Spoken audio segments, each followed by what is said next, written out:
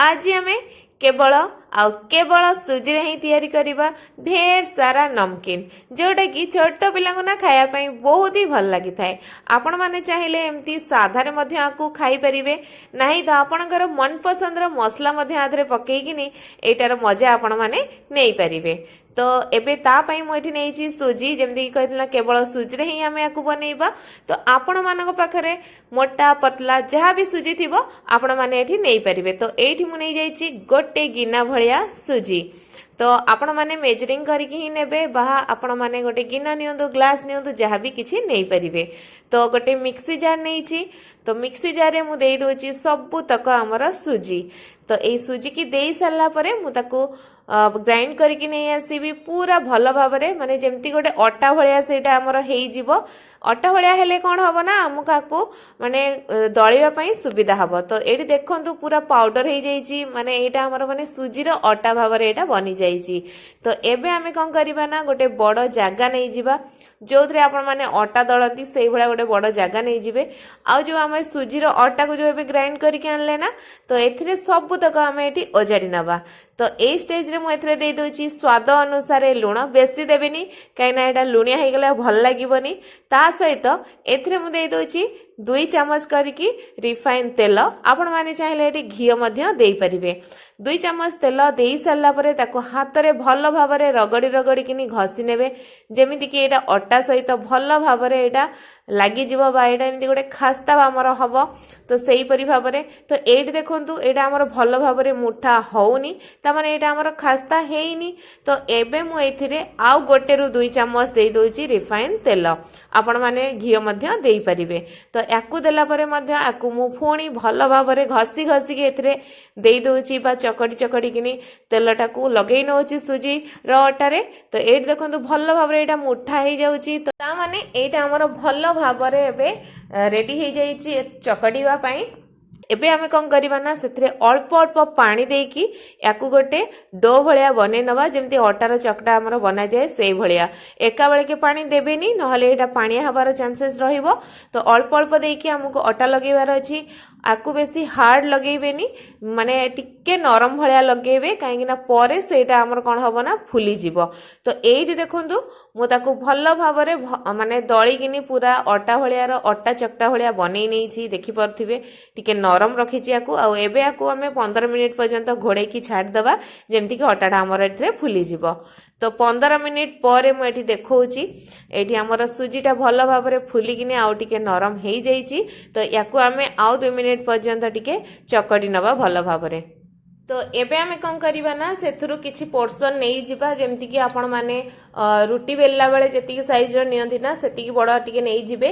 नेई सारला परे ताकू एमती काठर पटा ऊपर मु भल भाव रे आउ टिके दळी नौजी जेमति कि एटा टिके नरम हेकी गोटे गोल हेई जिवो बा गोटे राउंड रो शेप नेई जिवो। तापरे आमे एबे कौन करिबा ना ताकू बेलिबा स्टार्ट करिबा। तो जेतेबेले आपण माने बेलिबे देखिबा आराम से बेली हेई जिवो। जदि आपण मानकर बेलिला बेल टिके असुविधा होउची ताले आपण माने कौन करिबा ना अल्प माने अटा दे दे कि मध्य पकेई किनी ताकू बेलिबे। तो बेलिबे एमिति जेमिति कि जत्ते पतला आपण माने बेली परिबे ताकू बेली नेबे जहा फळ रे कोन हबना सेटा बढ़िया से फुलीबा संगे क्रिस्पी भी मध्य बढ़िया से हबा। आ टिके मोटा रखले ना टाइम लागिबो आपण मानकू सेटा क्रिस्पी हबा पई। तो एठी देखंतु मु जेते पारुची सेते पतला को बनै नोची देखंतु एटा बहुत ही पतला मध्य हेई केठी रेडी हे जाईची। तो एबे आमे कोन करिबा ना ताकू मु काटी नोची तार साइड गुडा को सब गोटे स्क्वायर साइज रो ही आकू मु बनै की रखुची काइना मु आकू टिके डायमंड शेप रो देबी। तो सेथि पई मु आकू साइज रे काटी नोची। मु तो ये डायमंड शेप रो दउची नहीं तो आपण माने कौन करिवे ना जो ए जो अट्टा धेरे बा ए जो आपण रोटीटा बेलिले ता देरे आपण को मन पसंद रो आपण माने चाहिले शेप मध्य देई परिवे। तो किछि असुविधा नाही जेमतिया शेप देले भी एटा एमती क्रिस्पी हबो आ बढ़िया से फुलिबो बहुत ही बढ़िया नमकीन बनिबो। तो एठी मु कौन करछि ना गोटे छुरी सहाय्य रे एमती साइज रे धीरे धीरे करिकी बा हल्का हाथ रे याकू सब काटी नउची। तापरे मु आकू डायमंड शेप रे देबी।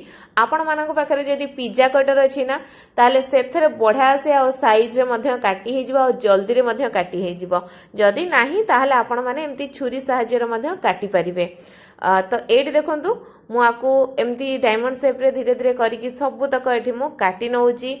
तो तापरे एठी कौन करबा ना जो काटिले ना आमे डायमंड शेप रे तो सबुतक एमती आमे गोटे गोटे करी अलगा करी नबा नहीं तो एथरे चिपकिले भी किसी असुविधा नहीं हमको छाणिया पई। तो एपटे आमे जो तेलटा को नेइचे ना से रिफाइन तेल एठी नेइची आ ताकू बढ़िया से मु गरम करके नेइथिली। एठी मु गोटे गोटे करके पकोची काहे ना मु एठी अल्प तेल नेइची छाणिबा पई आउ नाही तो सेटा फुलीबनी एका बेले के पकेले जदी आपण माने अधिक तेल नउचंदी ताले एका बेले के मुठा मुठा करके पकेई देबे देखिबे सबुतक माने फुलिकिनी अलगा मध्य हेइजिवो। जदी अल्प तेल नेइचंदी गोटे गोटे करी पकेइबे नाही तो सेटा फुलीबनी पापड़ी भलिया हेइजिवो। तो एठी देखंतु एटा माने हल्का हमर लाल हेइ गले आपण माने ताकू काढी देबे किंतु एटा हमर सुजी रे बनैछे ना बहुत ही बड़ा क्रिस्पी मध्य एटा बनिबो। तो एठी देखंतु एटा हल्का हल्का लाल हेइ गलानी तो याकू आमे एमती काढी दबा तेलरु भलो भाबरे छाणीकिनी। तो सेम प्रोसेस रे एडी मु सबुतक छाणी नेइची। तो आपण माने जदि किछि मसला ऐड करिया पई चाहुचंदी ताहाले जेतिकी छाणीबे ना ता ऊपर अल्प अल्प मसला पकेकी ताकू गोळेई चलथिबे जा फଳରେ कोन हबो ना सेटा बढ़िया भाबरे कोटिंग हेइ जिवो। जदि आपण माने एमती प्लेन खाइबा पई चाहुचंदी बा पिलांग दवा पई चाहुचंदी ताले एमती प्लेन मध्य रखि परिबे। तो एडी देखंतु केते बढ़िया भाबरे एटा क्रिस्पी हेकी फुलीची बढ़िया कड़क साउंड भी मध्य होउची। तो एठी आपण माने एमती घरे सुजी रे बनांतु पिला मानको दियंतु आउ खाइबार मजा नियंतु। तो किपरि लागला आम कमेंट बॉक्स रे कमेंट करी निश्चय जणांतु। धन्यवाद।